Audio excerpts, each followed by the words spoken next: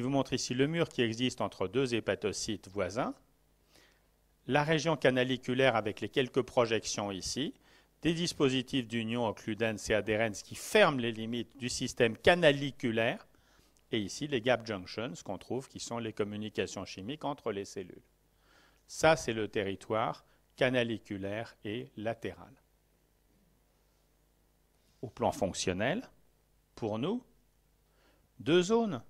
La zone où les hépatocytes sont de part et d'autre en contact avec les vaisseaux sanguins par l'intermédiaire de l'espace de 10, ici ou là, et la zone au milieu. Et sur cette photo-ci, j'espère que vous le devinez, une cellule ici avec un noyau, une autre, on ne passe pas par le noyau. Troisième avec le noyau, quatrième noyau, pas noyau, noyau, etc. Est-ce que vous devinez ici qu'on a une espèce de petit conduit qu'on devine? Ben, ça, c'est ce qu'on peut voir, même en microscopie optique, du réseau canaliculaire, qu'on a la chance d'avoir une coupe relativement fine, etc. Et on comprend, si on voit ça, que la fonction de l'hépatocyte, elle est double. D'un côté, le versant vers les vaisseaux sanguins, basolatéral, et de l'autre, ici, au centre, dans l'intimité, dans la profondeur, à l'intérieur même de la travée d'hépatocytes, il y a ce petit réseau de canalicules intercellulaires, qui est la zone qui va être le pôle biliaire, finalement, de l'hépatocyte, la zone où de la bile peut être formée. Et c'est comme ça qu'il faut comprendre l'unité microfonctionnelle hépatique, l'unité microcirculatoire hépatique, des hépatocytes qui sont entre le courant sanguin d'un côté, imaginons qu'il soit dans ce sens-là sur notre image ici, et dans l'épaisseur de la travée d'hépatocyte, un autre pôle fonctionnel, le pôle biliaire, avec les canalicules biliaires, où la circulation va se faire dans l'autre sens par rapport à la circulation veineuse. De telle façon qu'ici, on aura un espace porte, ici une veine centrolobulaire. Hein. C'est ça le fonctionnement de l'hépatocyte. Alors, les marqueurs, on va les oublier. On va dire que de part et d'autre de l'hépatocyte, on a donc l'espace de 10 avec éventuellement les cellules d'Ito, l'endothélium avec les cellules de Kupfer. Et on va dire que c'est de ce côté-là que l'on trouve bien sûr les capillaires sinusoïdes. Qu'est-ce qui manque en termes de circulation à notre description générale d'histologie? La circulation lymphatique. Elle se forme où? Elle commence où la circulation lymphatique dans les tissus, dans les organes? Tissu conjonctif. Il y en a du tissu conjonctif ici? En cherchant bien, en grattant bien, il y a quand même les fibres de réticuline et l'espace de 10 qui, on ne peut pas vraiment dire qu'ils soient épithéliaux et qui sont là où il y a les capillaires. Et bien c'est là que va se former la circulation lymphatique. Dans l'espace, dans le tout petit espace qui existe entre les cellules de l'endothélium vasculaire et les hépatocytes, c'est là que des liquides vont éventuellement pouvoir passer et former la lymphe, et qui va être drainée dans le tissu conjonctif après des espaces portes de la capsule, etc. Et c'est ça qu'il faut rajouter. Il faut rajouter à notre système que c'est dans l'espace de 10 entre les parties basolatérales des hépatocytes et les vaisseaux sanguins que des liquides peuvent éventuellement passer à partir du sang circulant et être drainés vers la circulation lymphatique. Dans cet espace-là, les capillaires sinusoïdes sont extrêmement spéciaux, jouent un rôle à part. On va rajouter à leur description générale et à leur situation topographique qu'ils sont petits. Et de nombreux capillaires sinusoïdes sont plus petits que des hématies ou des lymphocytes. Ce qui fait que c'est au niveau du foie qu'il a été décrit un mécanisme tout à fait particulier en histologie. Non pas que la déformation de cellules sanguines leur permet de passer dans un conduit plus petit qu'eux, parce que ça c'est quelque chose qui existe de façon assez banale dans plusieurs endroits du corps. Mais le fait qu'ici, l'énergie utilisée par la cellule pour se recroqueviller, se déformer, passer dans le vaisseau plus petit, serait restituée à la paroi vasculaire et permettrait littéralement, restituer à la paroi vasculaire au moment du passage un tout petit peu en force, sous-entendu des vaisseaux, des cellules à l'intérieur des vaisseaux, eh bien, l'énergie restituée à la paroi jouerait un rôle pour favoriser la circulation de la lymphe, l'écoulement de la lymphe à distance de ce territoire. Et certains ont comparé ça de façon certes très audacieuse, mais je sais que vous n'êtes pas timide dans la demeure, donc je n'hésite pas à vous le dire, un véritable endomassage, un massage cellulaire interne à l'intérieur du parenchyme hépatique. Bon, pourquoi pas?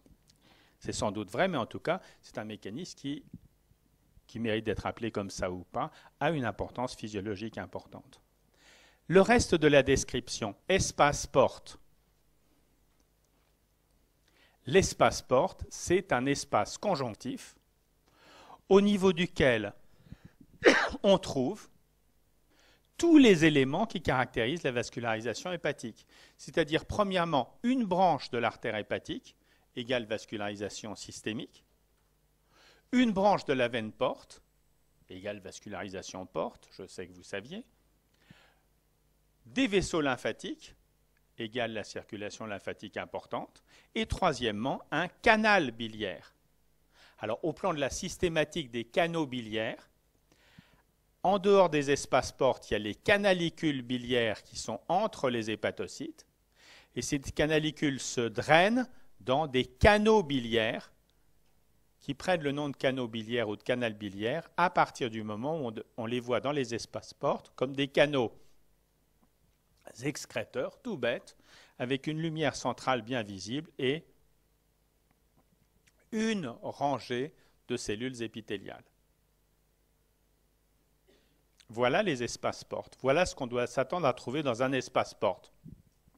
Alors bien sûr, on va rajouter que les espaces portes, c'est comme tous les systèmes de canaux excréteurs. Il y en a des petits, il y en a des gros. Plus ils seront gros, plus on verra de structures développées dedans. Mais il y aura toujours dans l'organisation de base du tissu conjonctif, branche de la veine porte, branche artérielle et canal biliaire et des lymphatiques plus ou moins bien visibles. C'est ça qu'il faut également rechercher dans le foie, dans un organe monotone avec des travées de cellules séparées par des vaisseaux sanguins. Si vous avez des espaces portes et notamment des canaux biliaires, c'est du foie, il n'y a pas de raison de chercher plus loin un autre diagnostic. Qu'est-ce qu'on va rajouter de plus? Une chose pour les espaces portes, une autre chose pour le système biliaire extrahépatique. Pour les espaces portes, on va dire qu'ils sont séparés du parenchyme de voisinage par une rangée, par une lame d'hépatocytes. Cette lame d'hépatocytes-là, elle ne forme pas une travée séparée par des vaisseaux sanguins comme les autres. Elle forme littéralement une enveloppe, une bordure autour de chaque espace porte, mais une bordure qui semble bien être en pathologie une espèce de limite, qui n'est franchie que dans certaines conditions. On vous en parlera sans doute à propos des hépatites, dans le cours d'Anapath. Pour nous aujourd'hui, à la bordure de chaque espace porte, on trouve une rangée d'hépatocytes qui a valeur de bordure et qu'on appelle la lame bordante.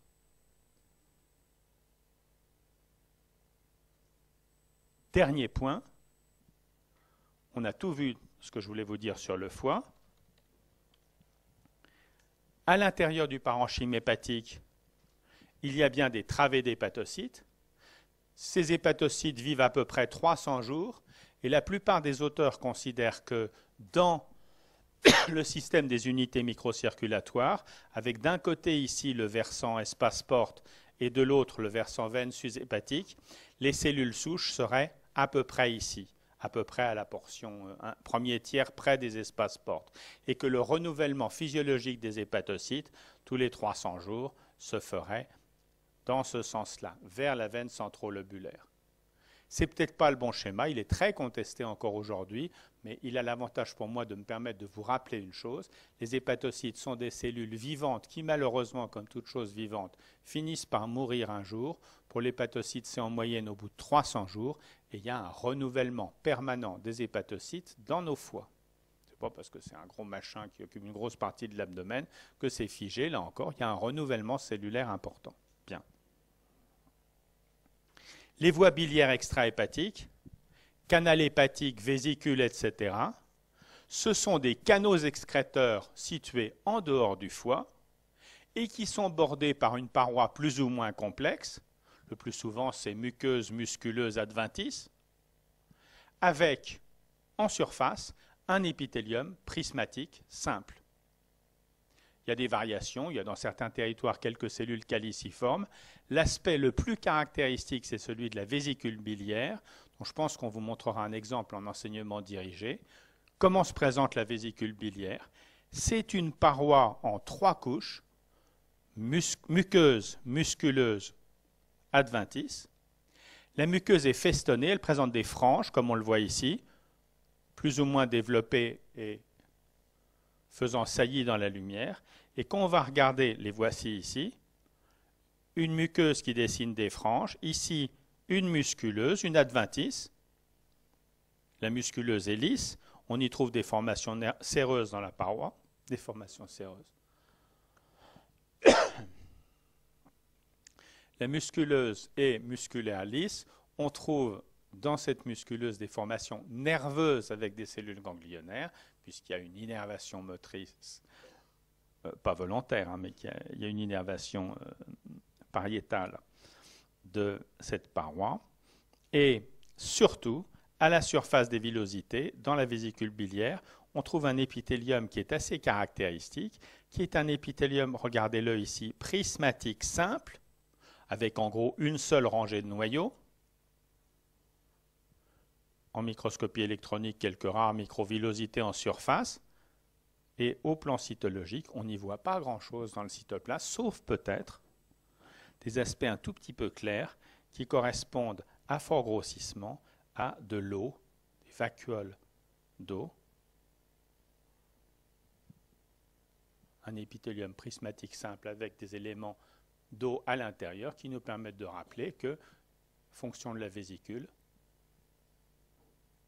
consternation absolument générale, ou alors je vous ai totalement abruti, je vous prie de m'en excuser au passage, concentration de la bile, égale passage d'eau au travers de l'épithélium vers la surface. Donc cet épithélium très simple, paroi en 3 couches, comme dans le cholédoque ou ailleurs. Tiens, si on dit que ce sont des structures digestives, vous pourriez me dire, et je ne l'aurais pas volé, monsieur, il y a des zones du tube digestif, ici des zones particulières, c'est dans les canaux excréteurs de glandes, mais il y a des zones du tube digestif où la paroi n'est pas en 5 couches, mais elle est en 3 couches. Et si vous me disiez ça, je serais obligé de vous dire oui, mais de vous dire aussi qu'il est un peu tard et qu'il est temps d'arrêter le cours. Donc merci de votre attention. À plus tard.